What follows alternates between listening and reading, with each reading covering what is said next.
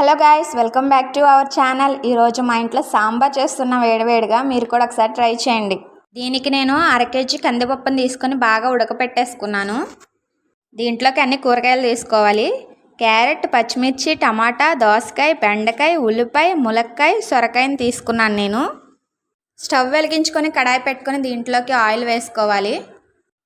బెండకాయ, ములక్కాయ తప్ప మిగిలిన కూరగాయలన్నీ దీంట్లో వేసేసుకోవాలి.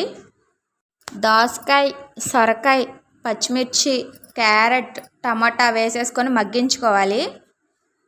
ములక్కాయ, బెండకాయ అప్పుడే వేసుకోకూడదు. అవి ఉత్తనే ఉడికిపోయి మెత్తగా అయిపోతుంది సాంబార్ అంతా. సో అందుకని కొద్దిగా చివరిలో వేసుకోవాలి. ఉల్లిపాయలు కూడా వేసేసుకొని మూత పెట్టేసి బాగా మగ్గించుకోవాలి. ఈలోపు పప్పు కూడా ఉడకపోయింది. బాగా మగ్గిన తర్వాత ఫస్ట్ ములక్కాయలు వేసుకోవాలి. తర్వాత బెండకాయ ముక్కలు కూడా వేసేసుకొని మగ్గించుకోవాలి. దీంట్లోకి కొద్దిగా కరివేపాకును కూడా వేసుకుంటే ఫ్లేవర్ చాలా బాగుంటుంది. అలాగే ఫ్రెష్గా దంచిపెట్టిన అల్లం వెల్లుల్లిపాయ పేస్ట్ని కూడా వేసేసుకొని బాగా కలుపుకోవాలి. పచ్చివాసన పోయేదాకా మగ్గించుకోవాలి. పసుపు, కారం, ఉప్పు వేసుకొని బాగా కలిపి 2 minutes కుక్ చేసుకొని వెంటనే వాటర్ పోసేసుకోవడమే. సాంబార్ ఎంత కావాలో అంత వాటర్ పోసుకోవాలి. అండ్ మీరు ఫస్ట్ టైం చూస్తున్నట్లయితే నా ఛానల్ని వెంటనే సబ్స్క్రైబ్ చేసుకోండి గాయస్. మీరు సపోర్ట్ చేయడం వల్ల నాకు ఇంకా కొత్త వీడియోస్ పెట్టాలి అనిపిస్తుంది. అలాగే లైక్ చేయండి, షేర్ చేయండి.